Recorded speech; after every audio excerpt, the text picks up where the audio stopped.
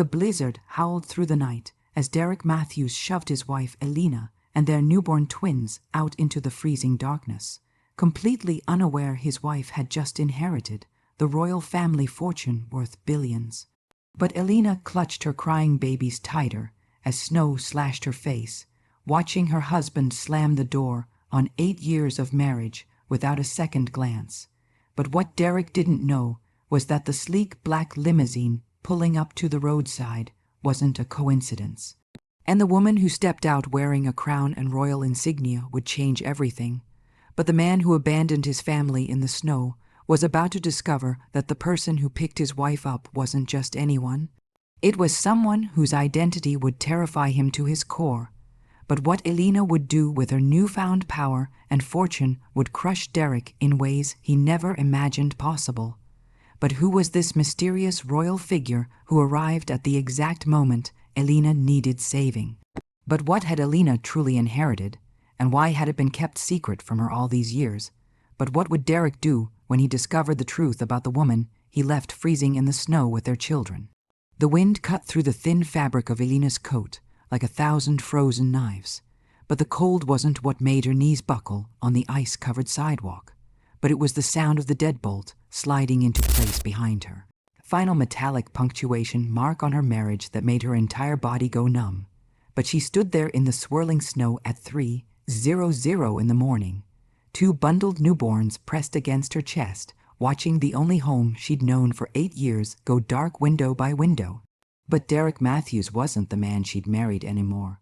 But somewhere between the 3rd mortgage payment they couldn't make and the hospital bills from the twins' complicated delivery, he'd transformed into someone unrecognizable. But the man who'd once promised to love her through poverty and wealth had just proven those vows meant nothing when tested by actual hardship. But Elena had seen it coming for months.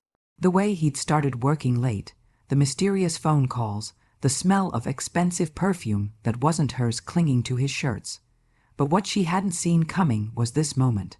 But the betrayal wasn't just in the abandonment. It was in the timing. But their daughters Lily and Rose were only 6 days old, still so fragile that every breath seemed like a miracle. But Derek had looked at them that evening with something worse than hatred, with complete indifference. "But I can't do this anymore," he'd said, his voice flat and emotionless as he'd packed his belongings. "But you wanted these kids, not me. But figure it out yourself." But Elena had pleaded, had reminded him of everything they'd built together. But she'd shown him the hospital bills, the eviction notice, the empty refrigerator. But she'd asked for just 1 more week, just enough time to find her footing. But Derek had responded by throwing her coat at her along with the diaper bag and physically pushing her toward the door. "But get out," he'd said. "But this is my apartment now, but my name's on the lease." But technically, he was right. But Elena had made the mistake of trusting him completely, of putting his name on everything when they'd moved in together years ago. But she'd been so in love, so certain their bond was unbreakable. But now she understood that paperwork mattered more than promises, and she had nothing. No legal claim to the home, no money, no family to turn to. But her parents had died in a car accident when she was 19. But she'd been an only child, orphaned and alone, working 3 jobs to put herself through community college when she'd met Derek. But he'd seemed like her salvation then, stable, employed, interested in building a future. But she'd dropped out of school to support his career ambitions, had worked as a waitress and house cleaner to pay for his certifications and training. But once he'd landed his job at the tech company, he'd convinced her to quit working and focus on their future family. But that future was supposed to include him, but instead she was alone with 2 infants in a blizzard, watching her breath crystallize in the air. But Lily started crying first, a thin wail that pierced through the wind. But Rose joined in seconds later, and Elena felt panic rising in her throat. But she had $23 in her wallet, a phone with 5% battery, and no one to call. But the homeless shelter she'd researched online during one of Derek's working late nights was 7 miles away. But in this weather with 2 newborns, it might as well have been 700. But Elena started walking anyway because staying still meant freezing death. But each step was agony.